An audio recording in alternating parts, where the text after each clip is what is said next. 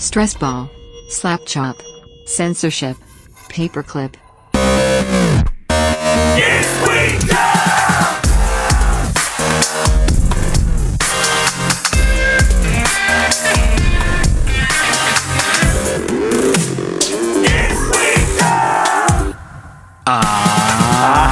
Hello. Hi. How are you? I'm pretty good. How are you? I'm doing pretty good. Good. Thank you. Episode 68 of Is You Dumb? I'm Joe Paisley. I'm Dan Cummins. And we both are trying our best to make you laugh. We are. I'm trying my best to find the right camera angle. I got a looser fitting shirt. It looks nice. It does, but It's a ski thing. It's ski, but it's a little form fitting. And my form is not like a 300 Spartan guy. So you'd rather it wasn't fitting. I'd rather have it less form fitting. Just more form. More form, less fit. you look gruff. Come on. Fuck out of here. I like normal. Yeah. What I like is in my head, I've gone so many years now. Like there was a point, I think I've talked about this before. It's so many years ago now where I was like in truly, really good shape. Right. Like over a decade. Sure. But in my mind, I'm still like, I'll get back there tomorrow. Right. This is a temporary thing. I'm like, listen, no, this is the majority of your adult life. Listen, just give me a fucking second. Just give me a second to get it back together. Calm down. Yeah. Listen, I know what I looked like when you met me. Most of the time I'm ripped. And then I realized it was like 1 year. It was like 1 year of adult life. Listen, I need a cheat day too. Dad, you got to cheat 21 years. Right. I know, but it's coming around the corner. Come on. If we're cheating that much, look how good I look. Those abs are coming around the corner. Yes, they are. Those abs are coming around the corner. Yes, they are. But they won't really come around because I'll keep eating shitty food and then I'll not go to the gym again because that's how I live my life. I won't go to the gym anymore. I won't be going to the gym on a regular basis anymore. I'll be eating casseroles as much as I want. All right, we do have some new merch. We have some new merch, and then I'll address something personal here in just a second. But before we get to that sad-ass shit. Yeah. Actually, before we get to the sad-ass shit, we're going to take a look at this gift that was sent in by Dummy Ken, which is fucking amazing. His name is Ken Lanius, and he has a YouTube channel. You can go check it out where he shows a walkthrough of how he makes these creepy-ass heads. That is so cool. Right. Ken, you killed it. Yeah, he's a bad magician. Listened to all the shows. It's awesome. And then he decided he was going to recreate our mascot for the show, Stoopy, in a creepy ass fucking way. And I mean, whatever. You can see it if you're watching YouTube. Yeah. And if you're not, then guess what? You don't get to see it. But we'll have pictures of it on our socials. It has the question mark on the forehead. Got the eyeballs. He uses fake nails for the teeth. Yeah. Because I watched some of the videos that he posted up. Take a look at that thing. It's awesome. I know. It's just it's the right amount of creepy. It is. That thing belongs in a front yard on Halloween. Like that thing it's terrifying. So good job. Good job. Go check it out. And again, if you want to see this, head over to YouTube and take a peek at it. We do have a new merch announcement, which is stemming off of your cocaine in the alley story. Oh man. It says, "You going to bed soon?" Look at this shit. You going to bed soon? I mean, if there's not, there's okay. This line particularly creepy, no matter what setting you're in. Right. You going to bed soon? But from strangers with a bag of coke outside a bar, outside 2:00 in the morning in San Francisco. Just you going to bed soon? You going to bed soon? It could be any city. Just outside of a bar when the bar closes in any city. You going to bed soon? Right. Nothing like I don't know what like good. I mean, would like the only way getting some coke is the best thing that could come from that probably. Sure, right? Or or some sex, right? Where they're the other parties weighing their options. Like like, sex hey, could be it. You're my first priority, right? But if you're going to fucking bed, I'm gonna go find somebody else. I guess that would be that would be like a polite way to ask for like a hookup. Hey, you going to bed soon? Hey, are you going to bed soon? No. Do you want to fuck then? Right. No? Okay. Yeah, just asking questions. You can take that either way, because no matter what they say, like, no, you're like, sweet, I'm down to stay up, and then we can try to fuck later. But like, yeah, like, me too. Right. I would love to go to bed right now with you, or whatever you wanted to do. That's safe. What if like that was just like hookup culture? Just simplify it. No games. No like you just it's just acceptable. You just walk up like, do you want to fuck later? No. Okay. All right. Do you want to fuck later? No. All right. Fair. I've just very direct. It was actually used to me Yeah. I did have a girl one time ask if I wanted to go fuck. Just straight up. Mm-hmm. Do you want to go fuck? I did. And you did. She found me at the right time where I was like, I would love to. I would love to. And you guys had no previous conversation? No. God, that's had seen her amazing. around campus. And she just walked up and said, "Do you want to go fuck?" Yeah. Wow. What a great Or evening. she said, "You want to go up to your bed?" Okay. So she didn't say like, "You want to go fuck?" And I said, "Yep." And it was super early in the night at the party. That is a classier way. Right. Do you want to go up to your bed? Because it's the same thing as, "Do you want to go fuck?" It is. But it's a nicer way of saying it. Right. So thank you so much. Thanks so much. We have options for the You Going to Bed Soon t-shirt available right now at iswedumb.com, or you can head over to badmagicmerch.com. Thanks to Logan for cranking out that design. It is one of my favorite stories that you've shared here on the show.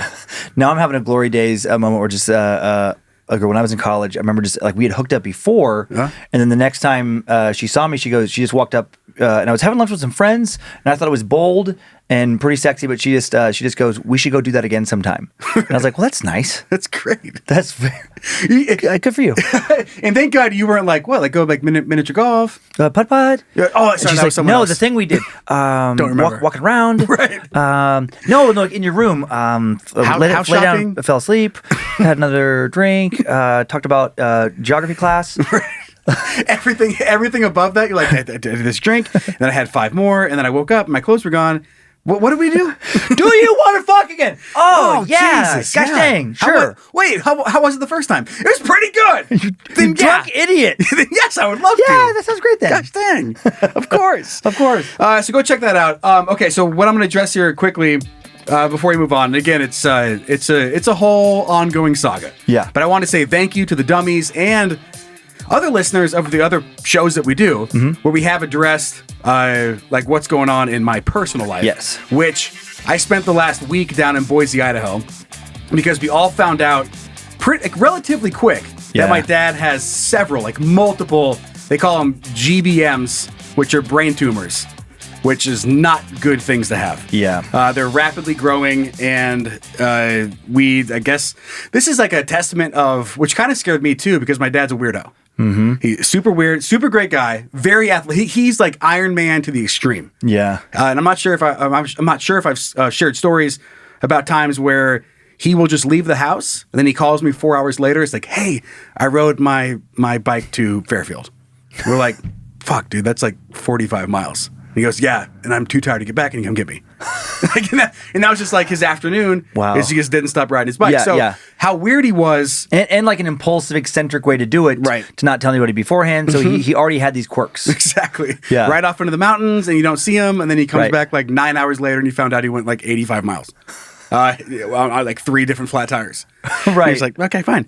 So he got this diagnosis, and we all just kind of found out, and we didn't know how serious it was remotely finding out about it. Then we all went down there, and like, I mean, yeah, it's super serious. Yeah. Like, it's just frontal lobe. It's not really your dad anymore.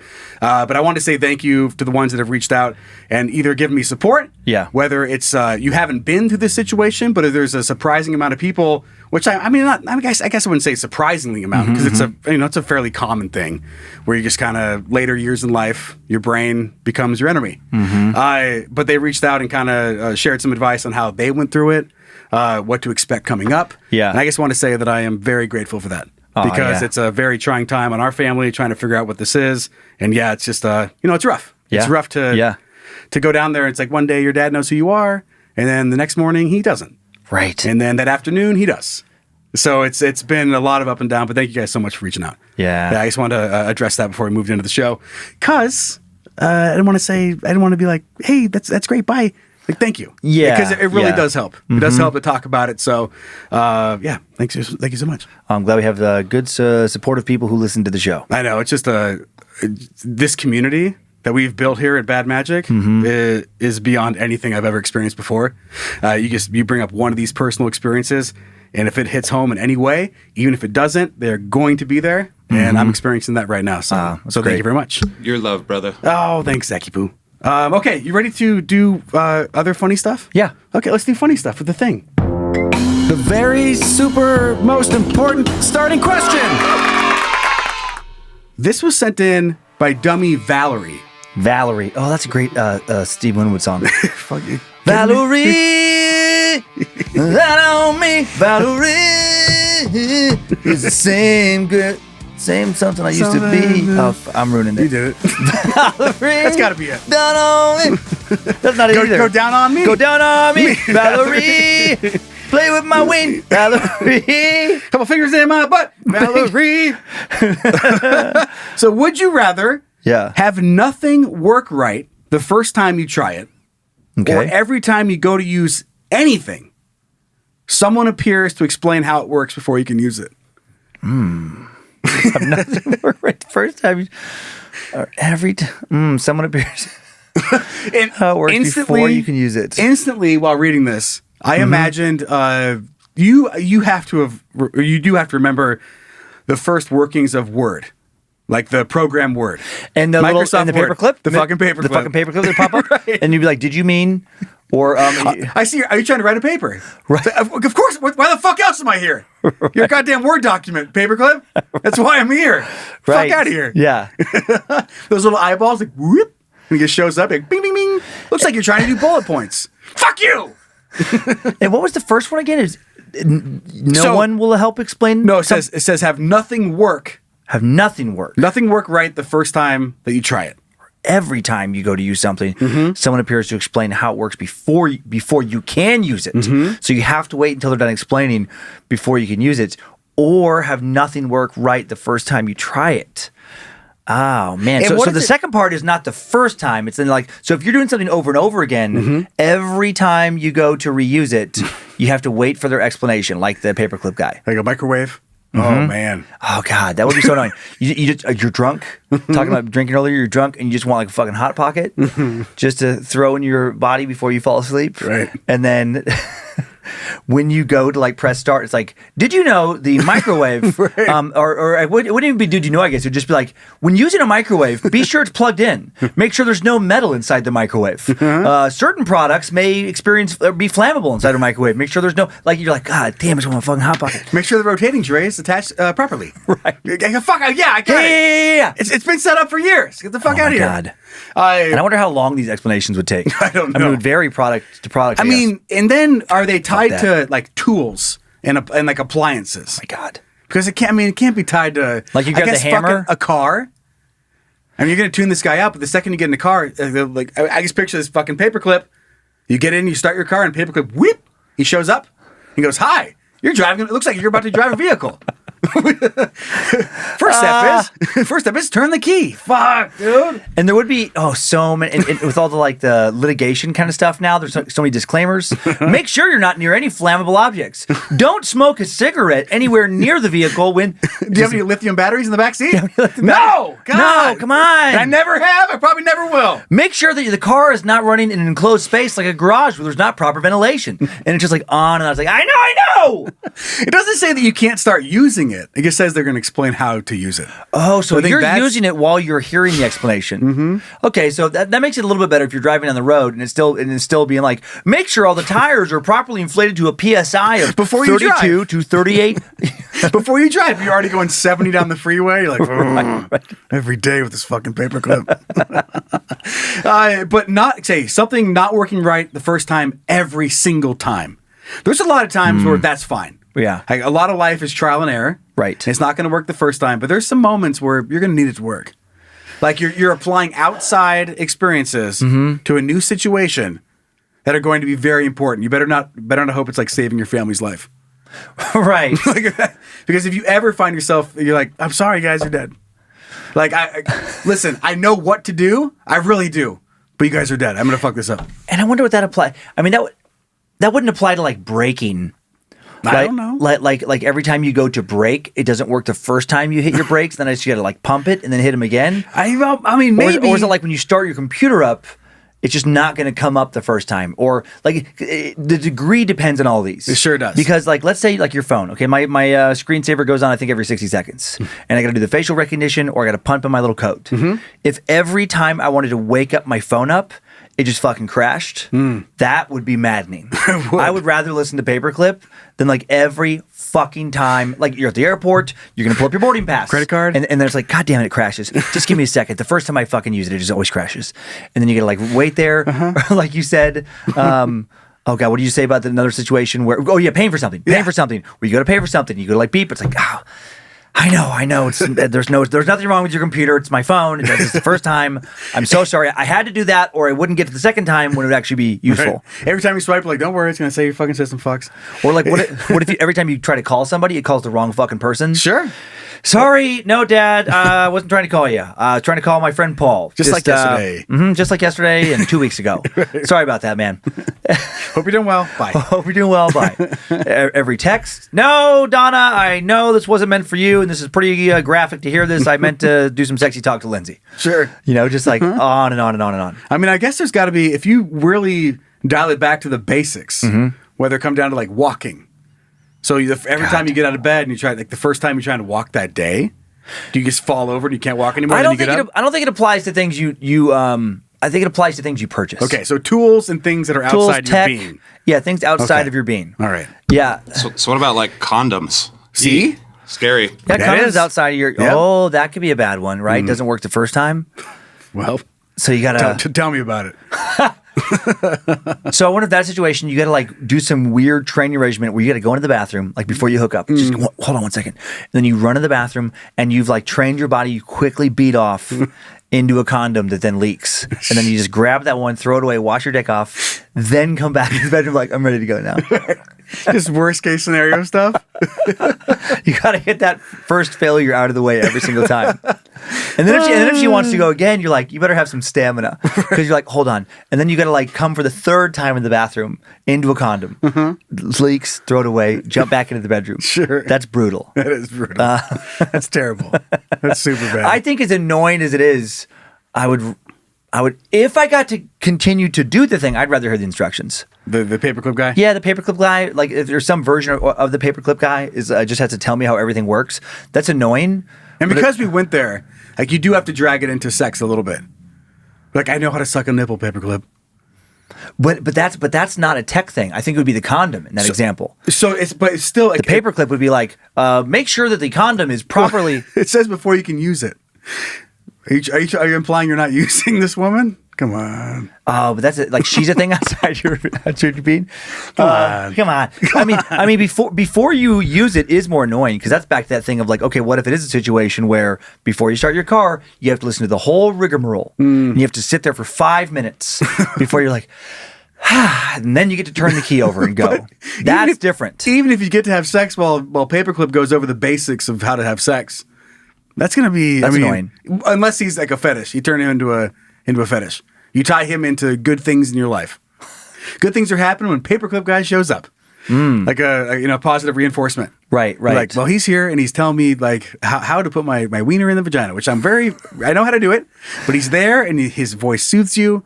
Before you know it, you can't come without him. I love how paperclip guy has become like a life coach in this scenario.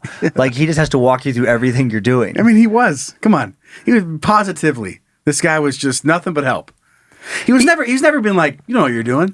Right. Wow, this paper sucks. Want me to step in? I guess even in that situation, that I would still choose paperclip, where I just tune him out eventually. If outside of tech, outside of like random objects, if he is just telling you how to do every single thing you're doing, but kind of in an encouraging way, then I'm like, okay, I think I could acclimate to that. I think this is schizophrenia.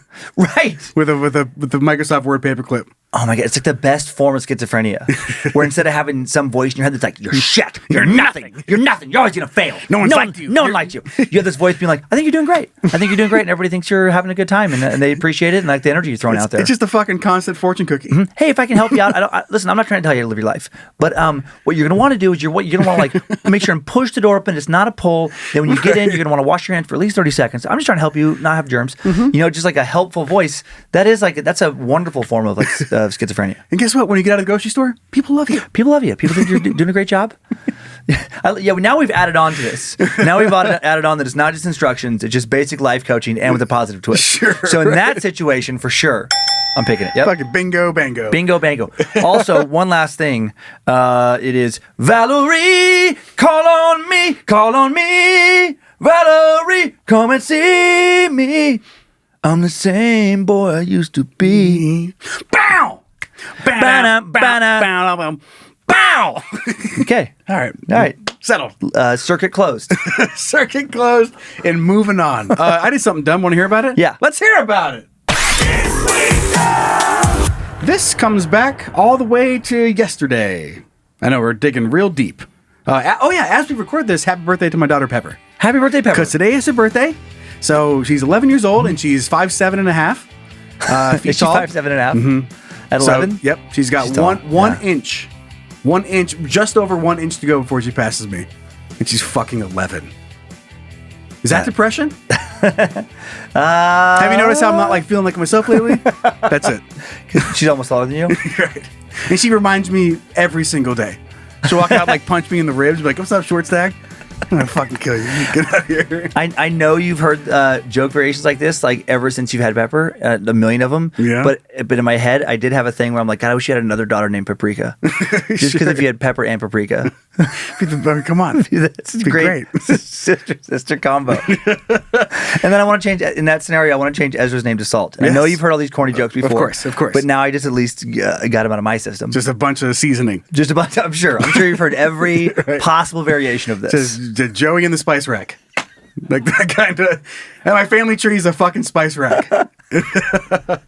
Okay, so. Joey in the Spice Rack sounds like Spice rack kids. Sounds like some horrible old timey like band. I don't know why. Yeah, maybe this time of year I just picture like Christmas songs. We got Joey in the Spice Rack singing Three Wise Men or whatever. Okay, so venturing all the way back to yesterday in my household. Yeah. A busy day. And again, as I talked about out the gate, a lot going on in my brain. I'm a little more loopy and just kind of out of it than normal.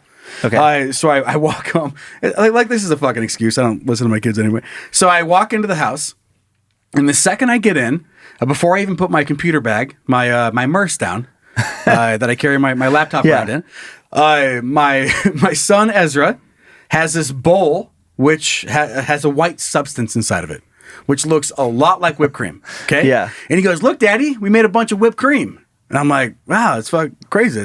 Wow, it's great." He goes, "Yeah, so we can all play the pie in the face game later. You know, the one where you twist the knob and the hand whips up and throws stuff on your face."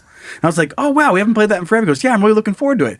And I put my computer back down. I walk back into the kitchen, and I'm getting some water and stuff. And Ezra keeps talking to me, and he's saying stuff. I'm like, Well, yeah, we'll try to play that. Like, that sounds... Yeah. I mean, it's a busy night, but yeah, we'll try to get that in.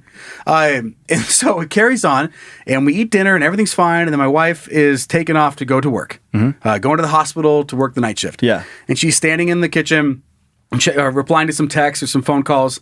And then I walk back into the kitchen, and I just swipe my finger through the bowl of whipped cream, and put it right in my mouth, and take a big old bite Of the fake, not at all whipped cream. fucking whipped cream, right? So I scoop it up, put it in my mouth.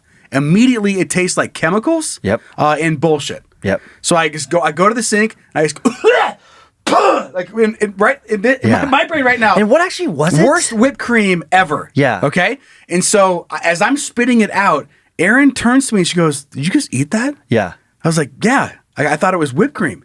And she just starts giggling and laughing. She goes, "No, Ezra told you that it was the inside of one of Pepper's squishy fidget toys." So it's one of those like stress ball things that are super big. Yeah. My kids cut it open and then decided to trick me and put it into the bowl. And it worked. Fuck, of course it did. Yeah. But Ezra's not good at this kind of stuff. Right. So he laid out the joke. He had a whole plan, which I'm very impressed by. Yeah. Where he's like, "Daddy's going to come home. I'm going to say it's whipped cream. And we're playing the pie in the face game." And I bought it. Right. And I came back into the kitchen. And then Aaron told me, he goes, "Oh," because he can't keep a secret. He goes, Right. "Oh, I'm just kidding. This is the inside of one of the Pepper Squishy stress balls." Right, he didn't want Dad to really eat it. He just thought it'd be funny to think about Dad eating the inside of a squishy ball. Right. Right. And it's, I don't know what, it's just like, looks like some kind of weird foamy goop thing. It did look a lot like whipped cream. Yeah. Had the same like little peaks and valleys that whipped cream would hold. So he's explaining it to me and I'm just, wow. Yeah, no, we'll try to find some time to play that later. And just zoned him out. Yeah. And just pushed him aside and took a big old bite of some inside of a stress ball toy. And it was so bad. Aaron laughed for at least 10 minutes straight as I was gagging into the sink, not knowing if I just ate poison. But then we both talked about it between like the that'd be dumb if they put something that was super tasteful and super poisonous inside of a toy for kids. Yeah. So little relief there. I was like, it's probably not poison. Right, This isn't the 70s. There's not lead in here. Yeah. And then she laughed her ass right out the door to work as I scraped off whatever residue I could get out of it. And it was thick. So it got stuck in between my teeth. I always wonder what was inside of those things. They have terrible shit, apparently. Fake whipped cream. Yeah. So I think it's just a parent default. Yeah. Where you hit this point where your kids start saying a bunch of bullshit. He got the joke in, which was great. I was like, oh, it's wonderful. And then I just tuned him out, which is my fault for being a dummy. Where I just said, okay, you're a kid. Keep saying the things you're saying. Whatever you said about the joke, you already set it all up. I got all the information on the front. You've told me what this is, and that's great. Moving on. No matter what you say from this point forward, it's not going to help that you just told me we have whipped cream. We're going to play a game later. Right. So I just completely zoned him out, and then ate a fucking inside of a stress ball and threw up into the sink for 20 minutes. But I will say, of course, you zoned him out. Oh yeah, because kids say so much dumb shit. And then there's that thing like they can do the after school special sad version of it, where it's like the dad does the kid's trying to connect with the parent, and then the parent doesn't listen to them and cue the sad music, right? And it's like, why doesn't my dad listen to me? I just want him to like me. I just want him to care about me.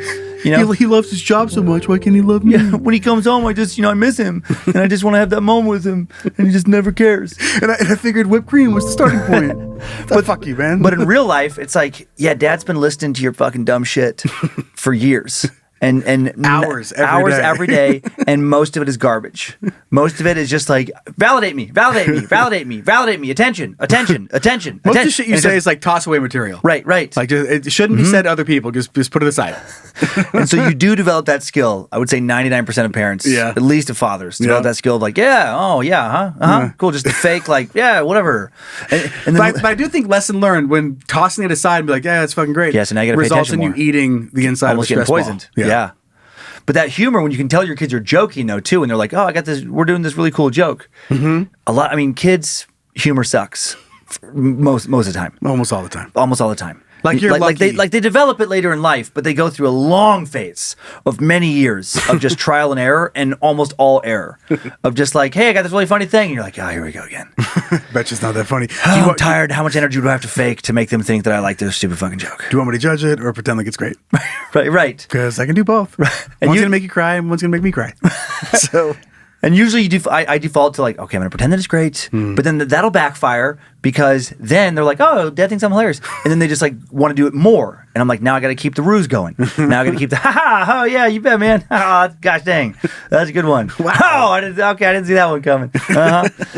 And then it's been years of that. And I can see how you can easily, I'm sure there's so many things where if my kids would have snuck something in hey, but don't actually do that because it's poison, I would have never heard it. Because I'm so just conditioned at this point to being like, yeah, this isn't going to be good, so I'm going to just shine you on. The whole joke is like, hey, Dad, I got a good one for you. What happens when your dad comes home from work and he's tired and he eats he thinks it's whipped cream, but it's actually poison? I don't know, son, what is it? It's poison. You're like, oh, that's great. You walk over and you take a big old bite of it. Yep. Typical dad shit. Typical dad stuff. For sure. Oh, my God. I should share. Kyler told a recent joke to the family, and this is such a kid thing. This is he said that he told a joke. He came up with his own joke in English lit class, and he told it, and nobody laughed. Yeah. And they didn't think it was a good joke, but he thinks it's a good joke, and he doesn't care what they think. Do you want to hear it? And then he told Lindsay, and he told Monroe, and he told me, and we all hated it. And then he just goes, I think it's a good joke. And I'm going to keep telling it. And it's that is such a kid thing to do. Preteen, teen, where I'm like, okay, you don't understand humor. Humor is not torturing people with things that they don't like. It's actually trying to entertain others. Right. Which is different than just obnoxiously fucking throwing things they don't want to hear at them. And by the way, just imagine on stage, whether you're playing music. It's the same thing with music too. Yeah. Someone's up there and I think it's a good song, and everyone fucking hates it and it's been screamed 0 times. You're like, yeah, but it's a fucking banger. Right. They just don't appreciate it yet. Right. It's like, no, you're an idiot. My career would be over immediately if I went up. I mean, what I have with stand-up, it's okay, here's the ideas that I want to talk about, but then in order to justify telling them on stage, there has to be some humor in there. And obviously a lot of times when you're working on a new story, you want it to be funnier than it is currently, and it'll get there. Right. But even out the gate, there's something there Or if there's not, time one, I'm just like, okay, I'm going to go back to the drawing board before I bring that back out again.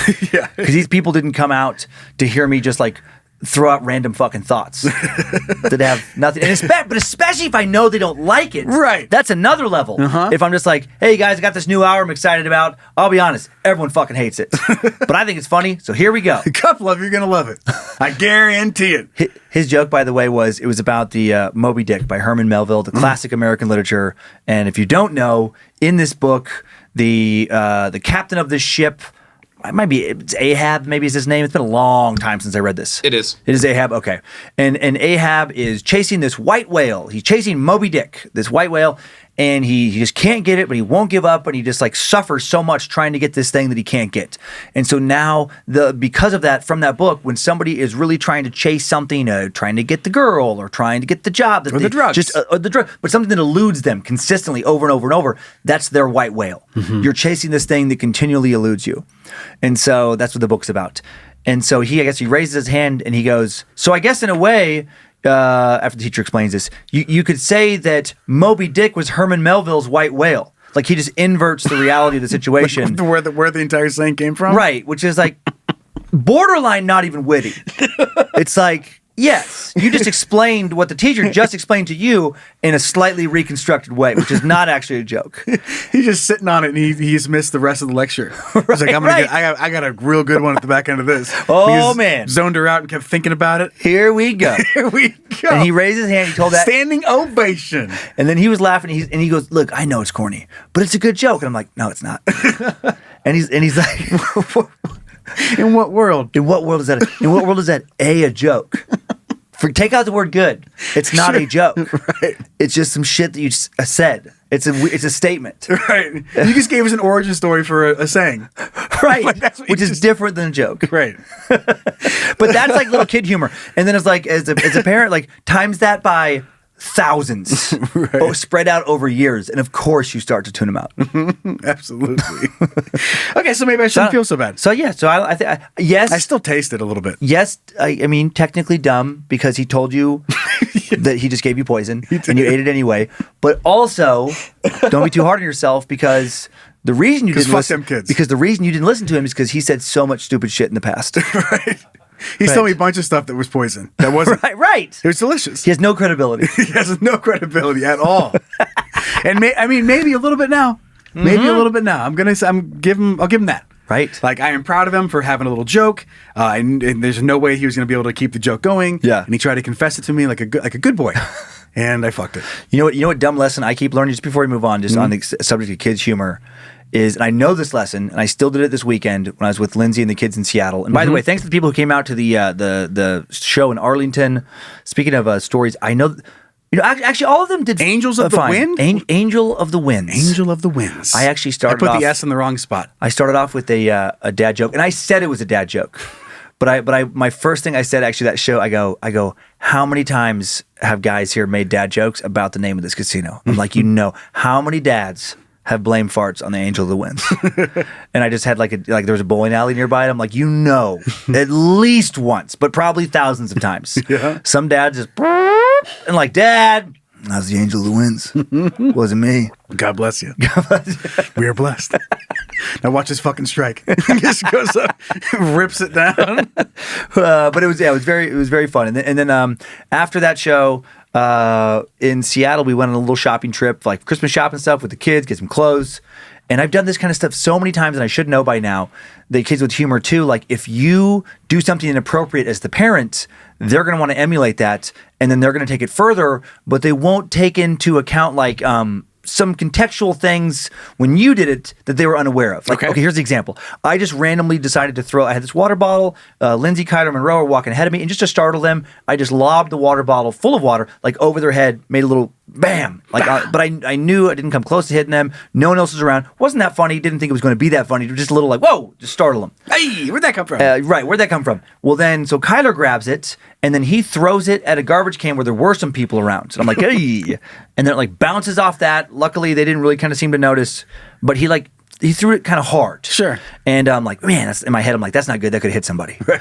And that wasn't what I was doing at all. Mine was a soft lob, just for their amusement. Now you're endangering strangers. And then Monroe grabs it right after that, has to up him, and then she's getting into softball right now, and she fucking hurls it at a sign. Ping! Like bounces it off this sign that like two people, like if it wouldn't have hit the sign, it would have fucking beamed one of them. And then they jump back, and then Lindsay's like, "What are you doing?" And then I'm like, sorry, my bad. I forgot.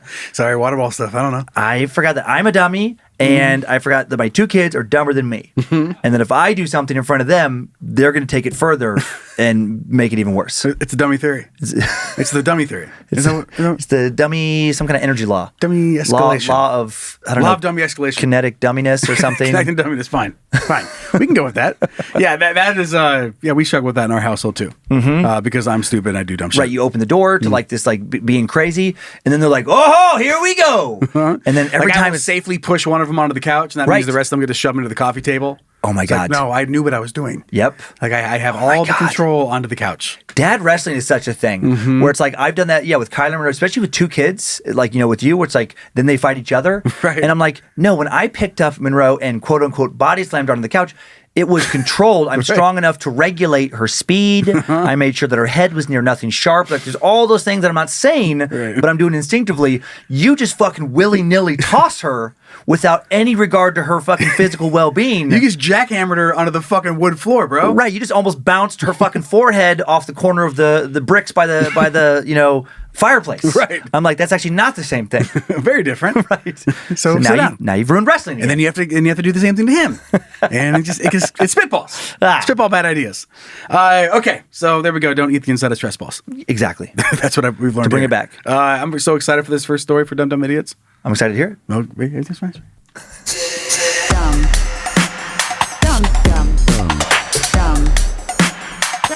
Dumb idiot.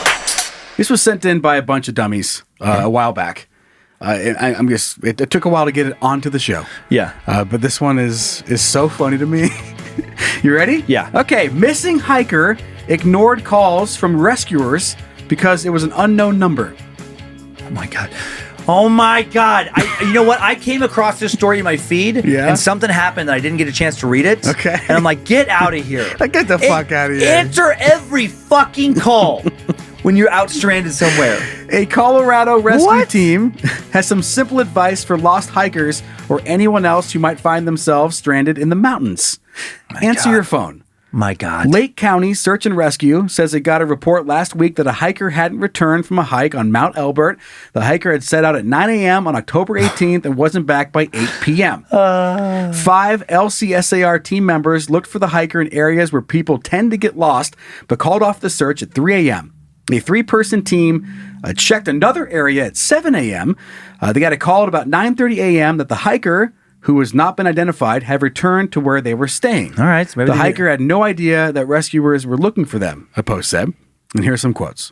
One notable takeaway is that the subject ignored repeated phone calls from us because they didn't recognize the number. LCSAR wrote, if you're overdue according to your itinerary and you start getting repeated calls from an unknown number, please answer the phone. It may be the SAR team trying to confirm you're safe. I mean, if they didn't get back to 7 a.m., so they're going through the middle of the night. Yeah. Things couldn't have gone according to plan. Right. And that is a weird thing where it's like, even if you still feel good about like, I'm probably going to make it back to camp, why wouldn't you at least just answer? Especially if it's the same number calling multiple times. How are you not curious as far as like, I wonder who's calling right now? Right. Like maybe it's someone trying to help me since I'm clearly lost out in the woods or I've gotten, way off, course. Since I'm clearly by myself in the middle of fucking nowhere. That's not as bad as I thought it was at first. I was picturing somebody who they've broken a leg. Sure. And they're in a canyon. They're like, nobody knows where I am. Potential scam. Right? And they Pops get up, up. and they just dismiss. You're kidding me? Oh my God. Even if that... I'm trying to talk the spam person into That's saving what I'm me. saying. Please call for help. I'm like, yeah, please extend my car's warranty for the next 600 fucking years. I don't care. Extend the shit out. Listen to me. I am fucked right now in the woods. And I'm going to need you. Do me a solid. I will extend my car's warranty through my great-great-grandkids. Yep. All the way through. Just please call somebody and help me. I'm going to give you my Amex information. I'm going to give you all that information. I don't even fucking care how much you're going to charge me. Take it. Take it. But the bank will repay please, I want to hear you grab another phone first, call 911, say that I've broken my leg. I'm at Tonopah Canyon. I'm 3 miles from the Whiskey Hatch trailhead. Sure. I hear that, then I give you my Amex number, and you go ahead and charge me for the warranty. That'd be the best story. Listen, of course, a spam saving them. Of course, I could use a second George Foreman grill. Yes. And I'll get one right after you save my fucking life. Right. Like we're gonna have to have a little trade here. No, I am hungry. God damn it! Like, I'm not kidding. I am fucking going to die. Yeah. No, I love corn dogs, and sure, I'll take the portable fryer. Right. But listen.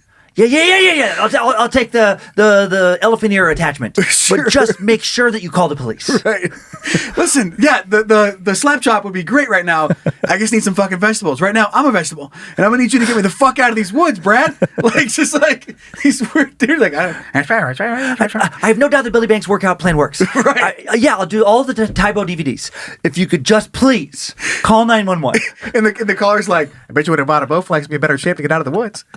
Yeah, okay, I get it. I get your point. I'll get a Bowflex the second I get the fuck out of here. I'm going to die. Well, with 3 easy payments, the Thigh Master could be yours. I love the thought of like these old workout things that are still being sold. Sure. Like that's spam. Just picture this. I can't believe it. Like who would do that? And they wouldn't have brought it up in the news article if they did not have proof that fuckface ignored these phone calls. Right. Like, it wasn't they didn't go through, you didn't have cell service. They found out that he just didn't pick it up because he didn't know who the fuck was calling. That's no pretty thanks. funny. No thanks. And Don't recognize it. And what kind of shady business is that hiker in? Where you're not answering those types of phone calls. Oh, that's something, an angle I hadn't thought of, where it's like, maybe this wasn't an accident. They need to like track the GPS movements of where this hiker was and look for a fucking body. Bingo. Because it's like, oh, I just happened to get lost and then just not answer my calls and then conveniently make it back by 7 a.m. to the trailhead or whatever where I'm supposed to be again. Huh, that's weird. 2 of us went out, 1 of us came back. That's crazy that 2 of us went out and then 1 of us has never been seen since. Weekend at Bernie's. Right. Me and my friend, who he can't walk. That's so weird that a different hiker went missing during the time that I was out not answering phone calls in the middle of the woods at night. I wonder what happened to him. Man. Well, maybe you guys should go back and look for him. Like I run away to a different state. Looks like you should probably try and call him and see if he answers his phone. He's like laughing a little bit. Right. He'll probably pick up. I bet he won't answer either. It's going to be hard for him to answer because he's dead. Hey, anyway. Because his head's over here and his hands are over here. How's he going to pick up the phone? That's funny, right? Okay, ready to move on to our next story? And we actually talked about this in the office. About how just dumb we are. And I have no room to speak on math stuff. Okay. But I do know enough that I would have not made this mistake. Okay. So this is coming back around, but A&W, the fast food chain, turns its worst marketing fail into a new burger. So funny. Okay, so if you haven't heard about this, I will explain it right now. A&W Restaurants is releasing a cleverly rebranded 1/3 pound burger to make amends for a decade-old marketing mishap that's seen renewed interest on social media lately. So back in the 1980s, A&W tried to compete with the immensely popular McDonald's Quarter Pounder by offering a bigger, juicier 1/3 pound burger at the same price. Unfortunately, Americans aren't so great at math. Confused consumers wrongly assumed that the 1/4 was bigger than the 1/3. God. And the whole experiment went down in history as a huge marketing fail. And that's so funny. I mean, I will say that kind of math was not hard for me. So for me, it's just like 1/3 0.333. Of course. 1/4 0.25. It's like 0.333 is bigger than 0.250. It's like it's more. A third is more. Half is more than a third is more than a fourth. But then it's funny that a lot of people just saw like 4 and 3. 4 bigger than 3. I don't want less burger. Well, no, Bob. It's a bigger burger. Well, why is 3 smaller than 4 then? No, but it's a fraction. Don't do fraction me, Buster. Give me my 4 burger. Right. Okay. Give me my 1/4 burger. And I love that they. This is what they came up with. They're launching the 3/9 pound burger. So the numbers are bigger. So the numbers are bigger. I love it. And that same person will be like, hell yeah! Fuck kidding me? Oh my god! Fuck you, McDonald's. But then that person's gonna be like, I can't. I mean, it's big, but I don't feel like it's over 2 times as big as the other burger because 9 is more than 2 times big as 4. Weighs the same. Weighs the same. I love that they're doing that though. It's so stupid. A 3/9 burger instead of a 1/3 burger. And it's just, I mean, and I've made plenty of mistakes, and I still do with math stuff. Yeah. I've just forgotten so much over the years. Where there'll be times I'm like, I don't know how to find that percentage. Sure. Not all the time, but sometimes I just fucking forget. Yeah. Like, what am I doing? I'm like, internet. Yeah. Right? So, but with these fractions, never would I have fucked that up. But I know plenty of people that would have fucked that up and probably still would to this day. It just doesn't. It just their brain didn't figure out what. Just don't care about fractions. The fractions never made their way into the brain. That does scare me a little bit. Where it's like, yeah, you don't need to know calculus and trigonometry for most kind of like daily activities, but just to understand like the most basic fractions is helpful. It has to be. That's because that's like if that's a struggle for you and you're much worse at math than that, that's like not understanding that bigger numbers have more quantities than smaller numbers. That's like when someone's like, "Hey man, I'll give you 6 of these apples for 3 of those apples," and you're like, "I don't know." I really like these apples. I don't know. I don't want to have less apples. No, I'm gonna give you 6 apples for 3 apples. I feel like I'm getting robbed. Can I phone a friend? Do you have a calculator? No, because the calculator won't help you then. Let me call one of my math wizard friends. Right. Hey, Dale, is 6 bigger than 3? Twice as much? Is twice as much more than 3? 3? Okay, deal on the 6 apples. You dummy. You dummy. I was just kind of making you wait. I didn't knew that. It's a fucking Jed talk. Right.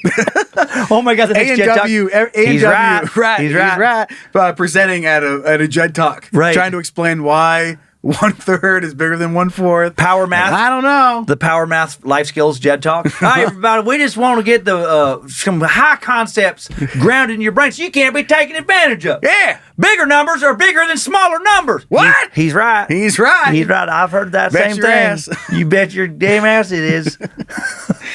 How relating it to weird shit like points on an antler? Oh yeah. 16 point bigger than 14 point. He's right. He's right. God dang. Bigger number, bigger rat. And then it shows a woman's like just a picture of tits. 36 double D's bigger than 32 A's. Oh shit! Well, now you just introduce letters. And letters too. He's fucked.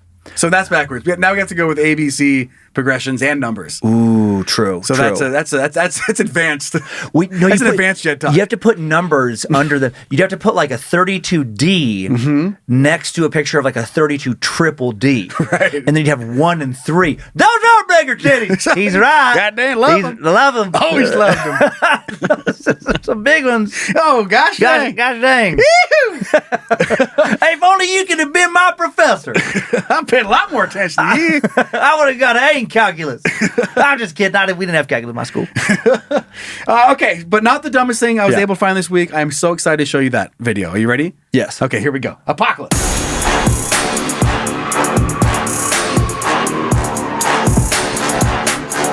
It's the apocalypse. Hi. This, there's some different angles to this. It didn't bother me very much at first. Yeah. Just because I am open for weird ass shit. But then I read further into this, and I will tell you about it here in just a second. Okay. But this is a video of a singer pissing on someone's face at a concert, Okay. and it's a girl singer. It's not R. Kelly. Not yet. not- That's at home. That's a private concert. Okay, this is not an old video. Okay. No, and it's not Rammstein or Cradle of Filth that whip around the big ass dick and jizz all over everyone in the audience. I think Guar fake, does that fake too. Jizz, prop jizz. Okay, this is It's real not- piss. Real piss. It is a band called Brass Against. Brass Against, Which is a Rage Against the Machine cover band, but it has horns and saxophone and stuff like that. It's a ska Rage Against the Machine. Sure, in a way. Zach, you can bring it up on the screen. And I don't think I'm not. So I'm pulling this off of YouTube right now.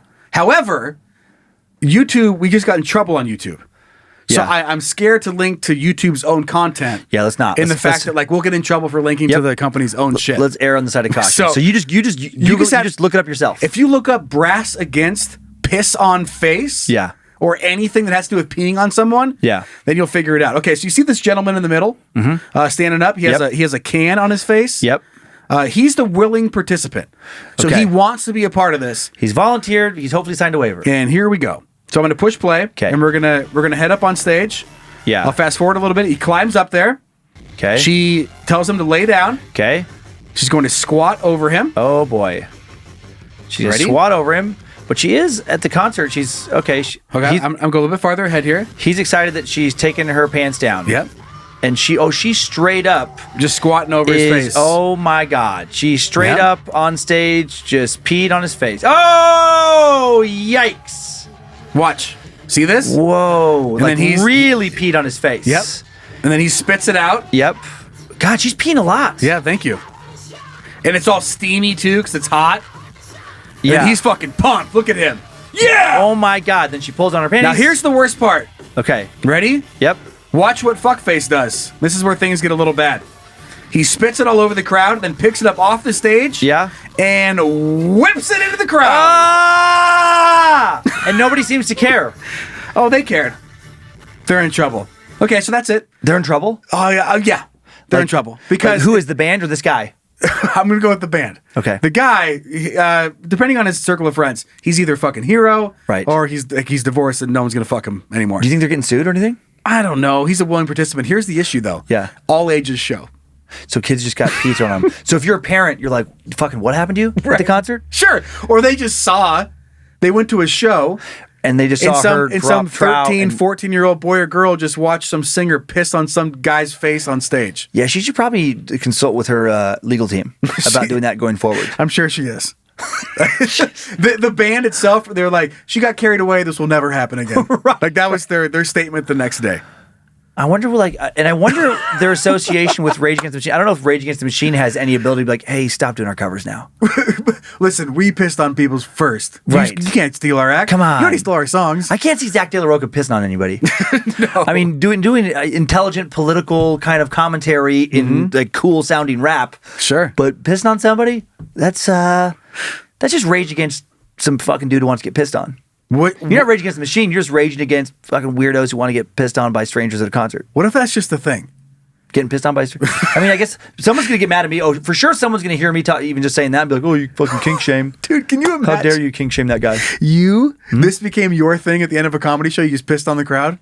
Oh, my God. God, that's funny. Or just couldn't do blasted, it. just spray painted, just bent over in diarrhea shit all Ah! over whoever's sitting in the front row. Thank you guys so much for coming out. I'll see you guys next time.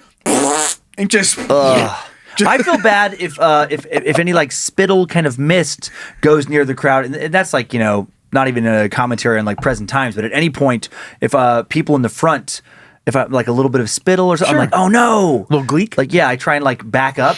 Mm-hmm. But man, peeing on something, I don't know. I don't know. What a world. What a world. Because when I first saw this... seems abusive. And this just has to go to, I mean, it just kind of fits Yeah. me and maybe the things I've seen on the internet. Sure. I didn't mind it. You didn't mind it. I didn't mind it. Homie went there. And he no, was no, down. no. I don't He's mind. down yeah. to get pissed on. True. I'm What- at a fucking rock concert. Yeah. And by the way, thank you to everyone who sent in their stories about the weirdest shit they've seen at rock concerts. Yeah. Because there's So many good ones. Just straight up, just getting fucked in VIP. Yeah. Like, you know, spitting in each other's mouths. Right. Like all this shit, like taking a piss on someone else's leg. Like getting in a big fight with his dick out. Because he got caught, and so now he's getting punched in the face, but his dick's out peeing all over the place. Oh my God. Like just some fun concert stuff. Okay. So all of that tied in. Yeah. It's a fucking rock concert. So Yeah. I wouldn't be. I would be like, what the fuck? But Right. I would for sure remember that band's name. That's true. If I saw some lead singer piss on some dude on stage. She's it doesn't hurt that she's very attractive. Sure, I mean, that helps. it does help.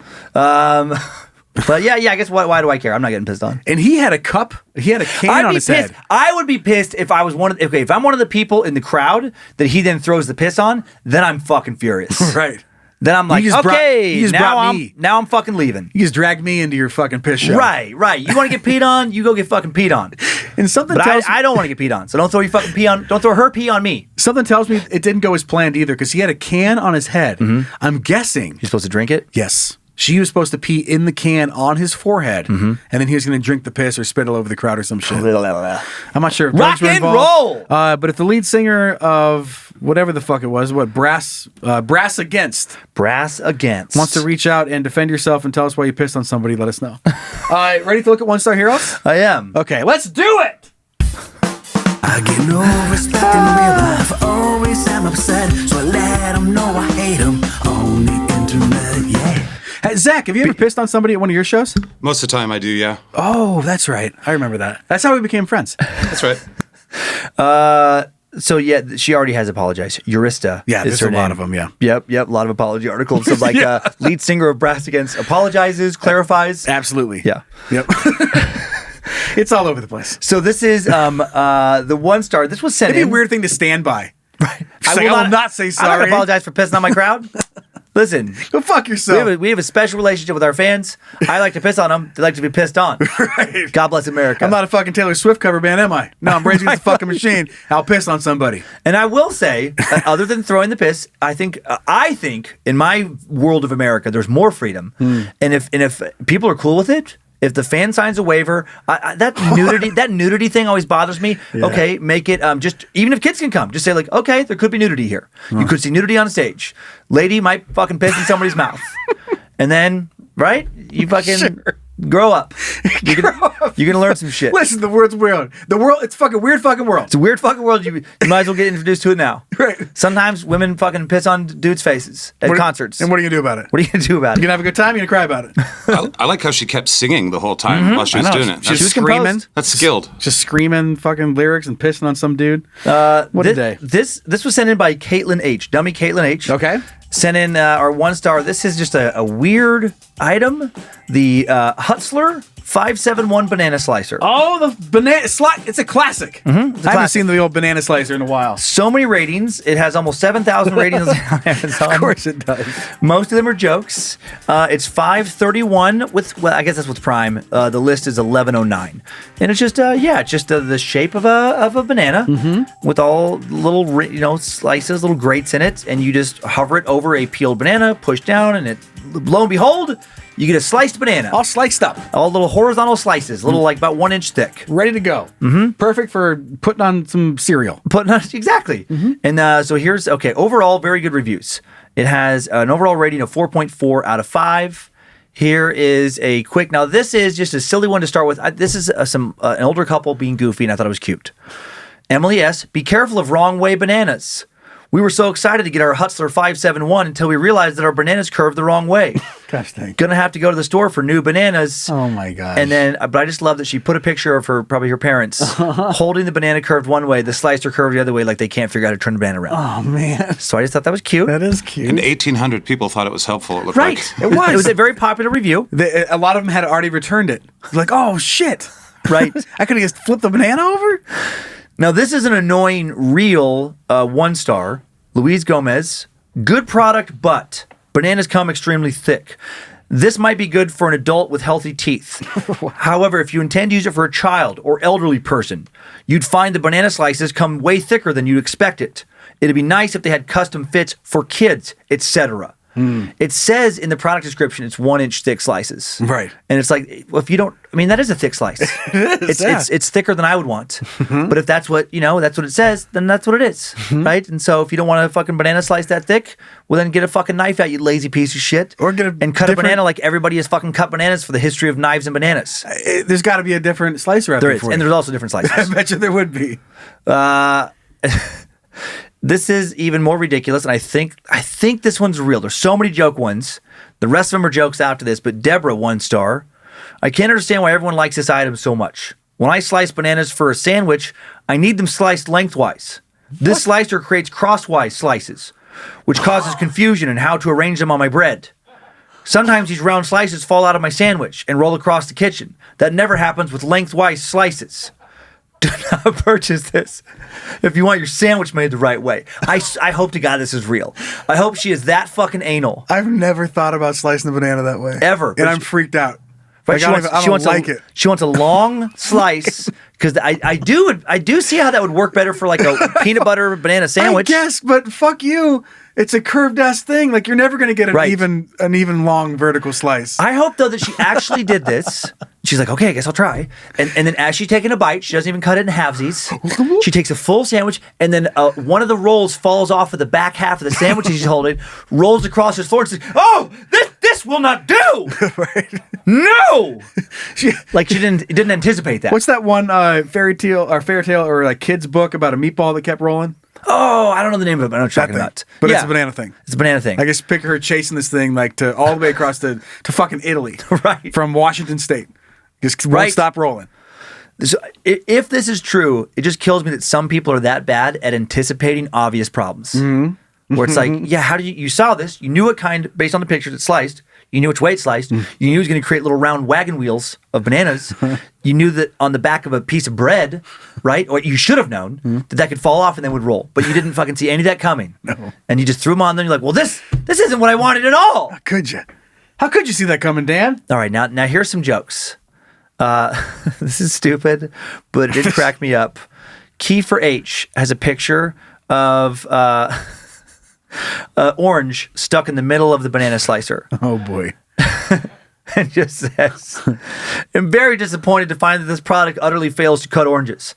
I can't believe that someone would put out a fruit cutting product without some effort to make it multi-purpose.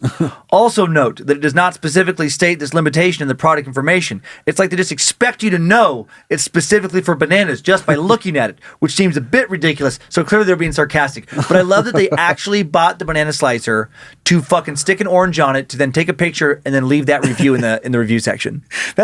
He was living for that. He was living for that. He's like, oh man, this is my moment. The comment section, the review section of this particular product is like a comedy open mic. Right. Time to shine, baby. Thousands of joke reviews, and some of them are very good. Fucking goobers. Some goofy goobers in there. Okay, so this just silly. I just liked, we're going to get into more and more ridiculous manufactured ones here. David Columnares says, outraged, 1 star. I just hanged up with Stacy, the customer service rep for Hustler 69 Banana Incorporated, the parent company of Hutzler 571 Banana Incorporated, the manufacturer of this item. I am flabbergasted by the answer I got. Whilst shopping for life essentials, I found this and it was a real blessing. Since I was an 8-year-old in Morocco, I had 2 dreams, a banana slicer and a banana straightener. Unfortunately, the latter has still not been invented, but let's go to the point of my situation. The banana slicer clearly depicts a pale banana Pantone 12-0824 TPX color. The one I received is a banana crepe Pantone 13-0815, and it's simply unacceptable. No refunds, no explanation. Stacy passed my calls to Rory. What in the name of bananas is that name? And he still did not solve issue, nor was able to explain why we have this banana tone divergence. Word of caution for you, shopper. Pale banana will not solve your issues. Shift it back even without a refund. I just love how specific, going on to like Pantones of like what color the fucking banana slicer might be. I love the idea. What a weird flex that is, though. Where they don't know those Pantones? No, to know that they're not going to return your shit. Right. But you just send it to them anyway? So fuck you, I don't want this in my house. I doubt they sent it. I know, but if you did that, I love for that real? idea. Yes. Of just, yes. you got something, like, oh, we don't take returns. Like, I don't fucking care. Just fucking get out of my house. Take it. You throw it away. Yeah, you throw it away. Just send your vacuum cleaner bag. Like, you can't do this. Like, I don't fucking want it. Go fuck yourself. What am I going to do with it? Get out of here. I hope this one hits you like it did me. This one, maybe just because I have a stupid sense of humor, I laughed so hard when I read this. S. Mole.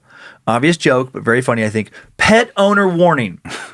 A warning to all pet owners. My dog ate my 571 and now has perfectly segmented feces. I know this doesn't sound like an issue, but I live up north where temperatures frequently dip below 0. What used to take my dog 30 seconds to accomplish in the yard now takes up to 10 minutes. I've had him treated for frostbite twice this month. I've contacted Hutzler and asked them to install a flange extending from the edges, making it wider than a canine mouth.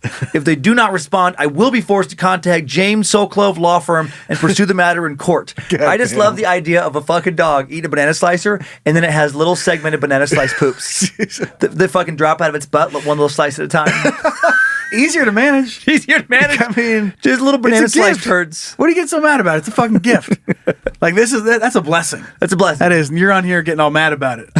I mean, you obviously haven't picked up big old wet dog turds. Because if they're a nice little chicken nugget size turds, fuck yeah. Life just got easier. Okay. This one might be too weird, but then the last one I think is very funny. But this one is just ridiculous. Like, they basically used this as inspiration for an interesting short story. So can I get some music? Oh yeah, let's go with this one. You know, it might be sadder than that one. Oh, this is Curmudgeon 2243. Yeah. Okay, that's it. This is the one. Sliced. Marcia and I had been married for 23 years. We were, I suppose, happy in the way that people must be if they've stayed together for 23 years. Perfect. More than 2 decades of living together had ground down the burrs and sharp edges that we rubbed against each other in the first turbulent years of the marriage. But those first years were also years of passion. It was inevitable, I suppose, that the passion had died along with the turbulence. It was, I suppose, a fair trade, but I wasn't sure. This helps explain what happened last October. I was in a strange mood. It was a few days after my 55th birthday, and I was dwelling on the fact that I was closer to 60 than 50. Being truly excited about anything seemed to be something in the past, something that could never be recaptured. It was probably the reason I was having occasional bouts of insomnia. It was in one of these bouts that I left the bed quietly, so as not to waken Martha, and went to the kitchen. I thought that a banana might help me get back to sleep. Classic. It was 3 a.m. Turning on the bright fluorescent kitchen lights would have made sleep even more hopeless, so I made do with only the candle-like dimness of the kitchen nightlight. I opened the utensil drawer and pushed away the peelers, whisks, and serving spoons to get at the 571B. There it was, in the dim kitchen light. It was as if I'd never seen it before, the big, conspiratorial smile. In the dimness of 3 a.m., it was as if she and I were alone in the world. I heard from the bedroom, "John, are you okay?" Overcome with feelings of guilt, I slammed the drawer shut and responded, "Fine, just couldn't sleep." I was sure that my voice was shaky and that Marcia would know that something was up. After 23 years of marriage, there was little I could hide from her. I went back to bed. I couldn't sleep, but there was now a new reason. I could not empty my head of the image of that wide, twisted, seductive smile. At work the next day, I couldn't concentrate, but I managed to win the struggle against the temptation to rush back home to the utensil drawer.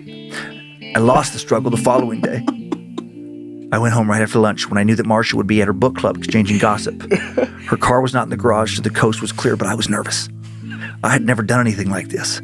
I hurried into the kitchen. I flung open the utensil drawer. There she was, with that twisted smile. God damn it. She somehow knew that I'd be coming for her, and she was ready to go.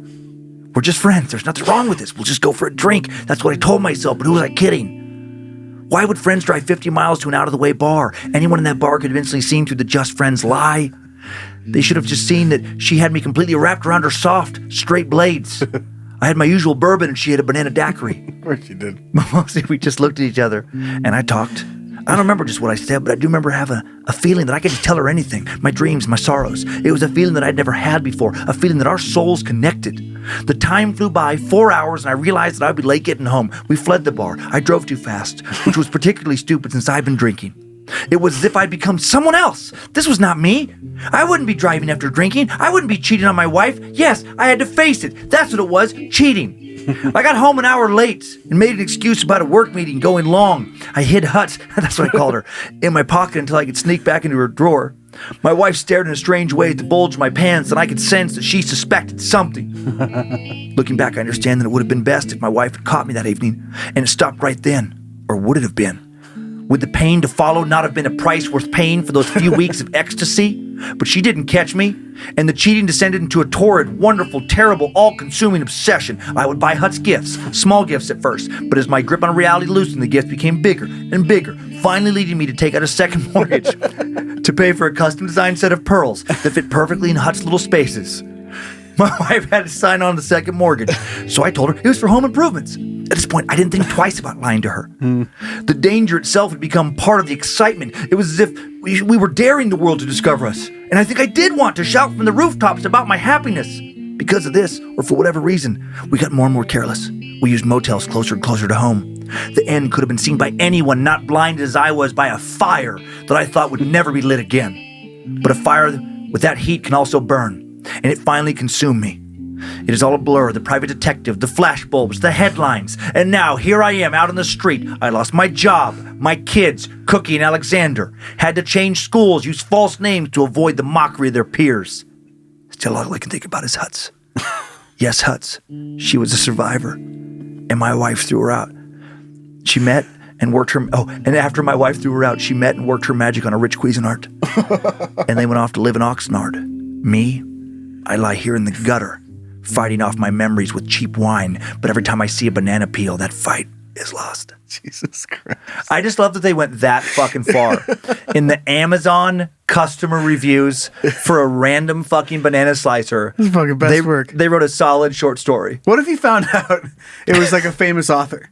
Like it didn't say it was like Steven Spielberg Stephen King, and then Steven Spielberg, like, some direct. Like, it's just like someone who's done shit like this, and then fucking Martin Scorsese. Right. It's just he can't help himself. He just is like he can't think. He's like he wakes up in the middle of the night, whatever. He's stressed out about a screenplay. Right. He's just looking through random products. He's like, this is inspiring. Right. And he gets a little like a fair kind of story in his head. He's like, I'll just channel this through the banana slicer. Pictures drunk as fuck some night, taking a break from his actual work. He's like, I'll give it a go. He just doesn't tell anybody. And this is what came out. There is one more that I found that I think is funnier and just another weird story. Not as long as that one, but a little bit long. Okay. Maybe that first music. Okay, here we go. Ready? Yeah. Hit it. Pete Kristen, 1 star. Heads up! Do not confuse with Extends 3000 Enhancer. Oh boy. Which is a penis pump, if you don't know. I didn't, but I guessed. I'm a little sad to know that my sincere effort to get the word out about how dangerous this item is will be lost amid the jokes that ironically necessitated me writing this review and sending out this warning. I am not what you would call a thorough reader. I tend to see something, I like it, and snap it up. Well, when I saw this badass mofo on a Facebook post, I immediately jumped to this very comment section where I read the following review. I finally threw all my pumps and pills in the garbage because after using the Extends 3000 Enhancer for only 1 day, I gained 2 extra inches. This resulted in boosted self-confidence, increased work performance, a promotion at work, and my wife, well, she couldn't be happier. Terrence98. Of course I was sold. I'd like a promotion. My wife deserves to be happy too. I didn't bother reading any further and ordered this right away. When it arrived in the mail with instructions written in Cantonese, I figured, heck, you don't need instructions to figure this thing out, and I immediately went to work. Oh my God, what the fuck? I won't get into the gory details, but just imagine the effort of trying to weave a garden hose through this thing. To top it off, my wife walked in while I was frantically on the phone with 911, even more freaked out than the time she caught me with the Flowbee, which, by the way, I bought under the assumption that it was the men's Paragroom 5000. She turned around and walked out. I haven't seen her since. The fire department showed up. Someone said he's going to need the jaws of life, which obviously got me aroused and exacerbated the situation. Arg. I was medevaced to Mercy Hospital where the Sawbones did what they could. Needless to say, by the end of the day, I didn't gain anything. Thank you, Mr. Hutzler. Thank you, Terrence98. My legal counsel, F. Lee Bailey, and I are in the process of putting together a team to litigate a class action lawsuit against your barbaric device. You need to place a warning sticker on this thing. A diagram would be best so that there's no chance of this mutilation occurring again. We're also filing a suit against Terrence98, if that is your real name. This kind of joking has to stop. Don't you realize that self-indulgent, witty inside jokes affect people in ways you are ultimately responsible for? Oh my God. Anyone who wants to join this class action lawsuit can contact me here, Pete Witham. Oh my God. Or Whittam. I do love again that this has become like an ongoing open mic. And it's just like people being inspired by other people's posts. I mean, I will say out of the 6,695 ratings, I mean, there's that many ratings, maybe 1 in 40 were serious ratings. So there was probably over 6,500 just jokes in this one fucking review section. And that's why the internet's a great place. Yeah, sometimes the internet is a wonderful, beautiful place. It is. And the Hutzler 571 Banana Slicer, Amazon reviews prove that. So thank you, Caitlin H. Dummy Kate. I am curious to see how it works. I think we should get one and slice some bananas up. Slice some bananas up? Remember when you fucked a banana peel? I do. Me too. The glory days. Living in a young man's eyes, glory days. Glory days. Oh, man.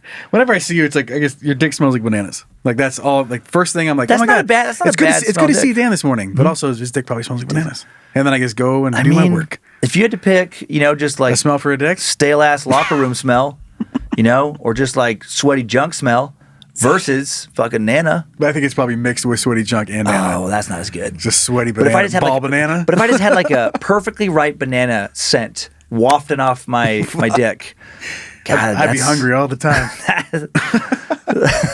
That's a gift. It's a gift.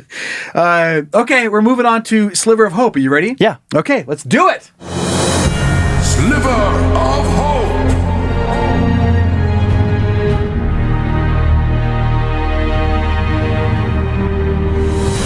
You're going to like this story Okay. in the sense that I guess everyone I know would like this story because censorship fucking sucks.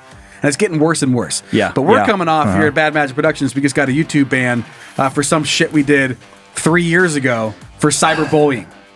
It wasn't for nudity, but Yeah. we've gotten in trouble for nudity, and it wasn't Yeah. because of what we had on the show. It's because For we fucking linking them. linked to it. And they're like, oh, and the thing we linked to was all censored.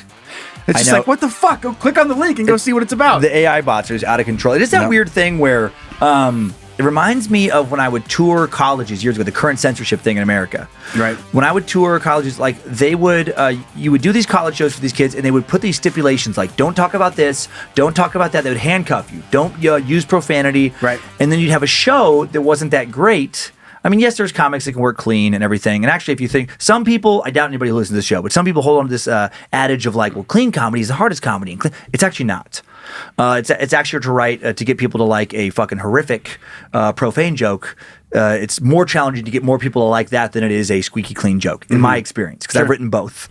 And yes, there's comics that can work clean, but for the comics that prefer not to, they would have a bad show, and then the people who paid to bring them in are like, hey, like this attitude of like, man, that wasn't kind of what we thought based on the tape we saw, or based on what we saw you at blah blah blah. It wasn't as funny. It's like, well, yeah, there I didn't have handcuffs. But what they would do was they were worried about one kid complaining. And that's such a stupid policy just in life in general. Right. Where it's like, okay, we're going to make the show suffer for 98% of listeners so that we don't risk offending the most sensitive 2%. Right. Where in my world, those 2% can go eat a fucking bag of dicks and sit in a fucking corner and cry for the rest of their life. That's how sensitive they are. And the rest of us can have a good time. It's like the greater good. What appeals to the most people? And if a few thin-skinned fucks can't handle a little humor, then fucking go live in a house with no TV or radio and just sit there and fucking color and fucking knit whatever lame shit you want to do, and let the rest of us enjoy our fucking lives. I pictured your shows Yeah. from here forward.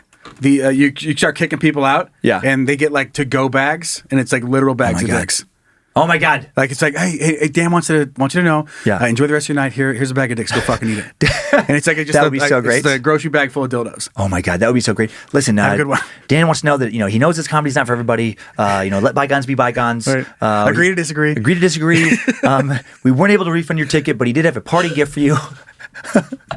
God, that'd be so great. And it's literally a bag of dildos, and it just says inside, bag of dicks, and then instructions of how to eat. Right. So just enjoy this bag of dicks. Instructions for how to eat them are inside. One last thing it says, go fuck yourself. And then the door just gets shut. and you get shipped out on the sidewalk with a fucking bag full of dildos. I would actually love that, and I would feel no guilt, because I just think people who are offended by jokes and stuff and like seriously get hurt and emotional, it's like, it's not the rest of the world's fault that you have emotional problems. Like right. that's you. You need to truly go talk to a counselor. Like, go work on it yourself. It's not everyone else's fault. It's actually your fault. Absolutely. Yeah. Yeah, for sure. Okay, so on the same line of censorship that shouldn't happen. Yeah. Museum is striking back, and they're going to start up an OnlyFans account after its TikTok is banned for posting nudes. I fucking love it. I know. God damn it. So a consortium of museums in Vienna have created an OnlyFans account to post nude artwork Jesus as part of the Christ. new wave of prudishness on social media platforms. The so-called Vienna Laid Bare initiative was launched by Vienna's tourist board last week. They got their OnlyFans account. As of writing, subscribers can receive a complimentary Vienna city card or a ticket for one of the museums featured on the account.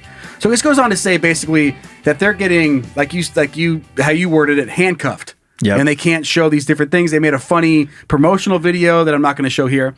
I can How link to it. insane is that? But it's like, if you want to see Venus's mounds, like Right. stuff like that, That's then funny. Go follow our OnlyFans account. How insane is that the old statues of a nude woman not do anything sexual? She just doesn't have clothes on, and that is read as dirty to Right, some people right. and lewd.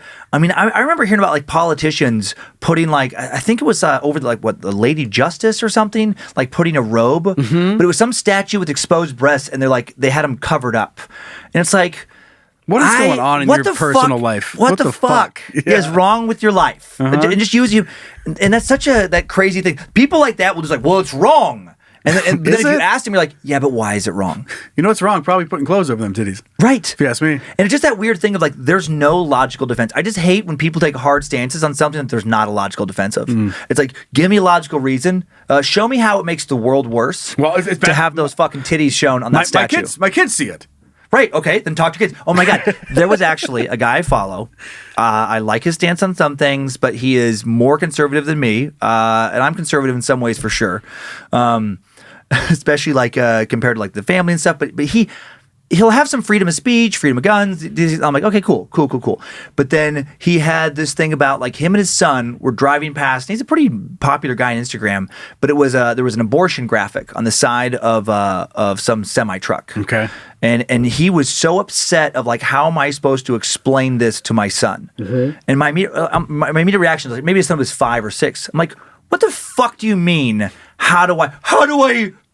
He's a child. How do I?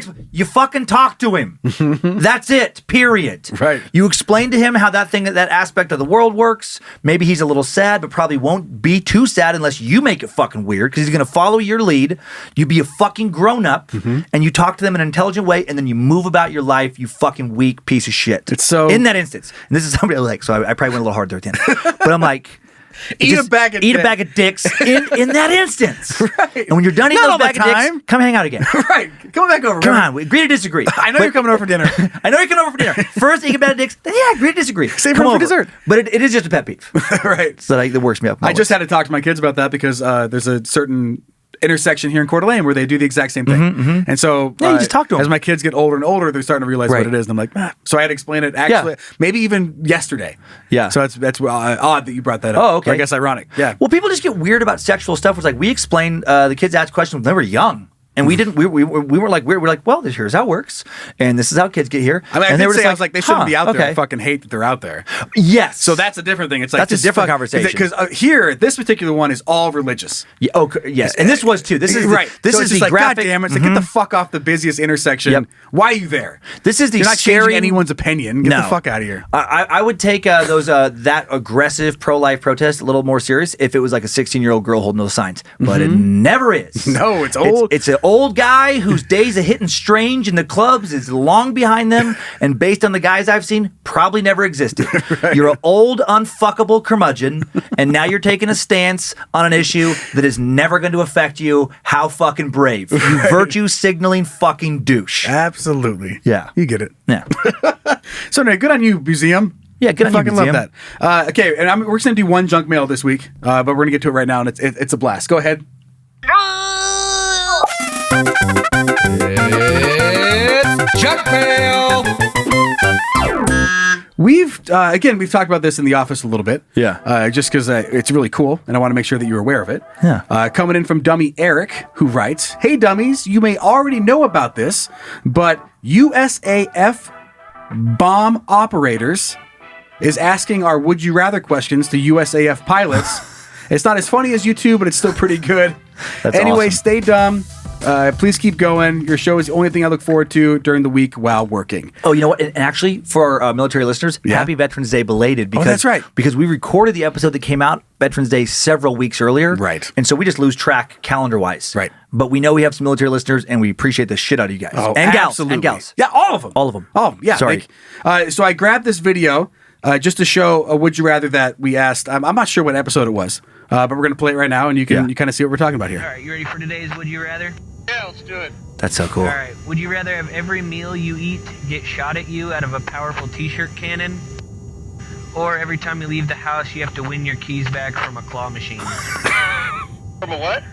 From a, carnival claw machine? Arcade. The second one. That was a quick decision. Ooh. A claw machine, I'd probably get pretty good at it. I think t-shirt cannon, man, because I got hands. That's true. I love compared to us. I mean, obviously we're trying to get some humor out of it too. Sure. But I love also with pilots who have to be so precise and be so good at quick decisions that their would you rather's take fucking 2 seconds. They're they do quick analysis, claw machine. Claw machine. Yeah. Fucking hurry up. Yeah. Next question. And these are the ones he's driving one of the refuelers. Yeah, that's so insane. again, Those mid-flight refueling, that So- fucking acrobatics is impressive. So while they're linked up getting refueled mid-flight, he's asking him would you rather's from his be done. and those planes they're going hundreds of miles an hour. They're not stopped. No. They're not parked. And they're linking that little tiny fuel, tube up to the other plane. It's amazing. And it's not like there's somebody on the outside of the plane out there just let me Guiding grab it. it. Yeah, guide it. 1 second. It's 400 miles an hour. He's hanging on some handle. Just flapping like a windsock. I almost got it. He has one fucking Popeye forearm. He's like a small, like a rodeo kind of size, or like a horse jockey size dude. Right. He's 80 pounds, but 40 of the pounds are in his right forearm.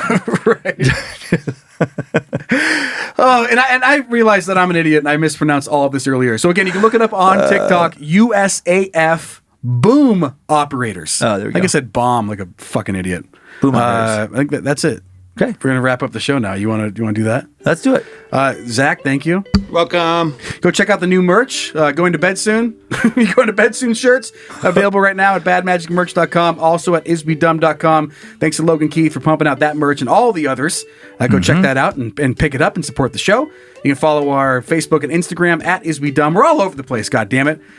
Links for everything we talked about. You'll find those in the episode description. I do have a dad joke for you. Okay, I was getting some lyrics right. Oh shit! You want to go back and? Nope. I can read some more stuff. No. Oh, I'm ready. fuck it. I'm ready now. Okay, let's do the dad joke. Hey, you want to hear a joke? Wow. Need dad joke. Sent in by dummy Shane.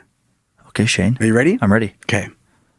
How do you find Will Smith in the snow? In the snow? Snow. Oh, okay. How do you find Will Smith in the snow? I don't know. You look for Fresh Prince. Okay, that's pretty clever. And that's it for this show. We'll see you guys. Valerie, Come on me. Go down on me. Down on me. Bobby McGee. Thank you guys. See you guys next week. Sex stuff. Bye.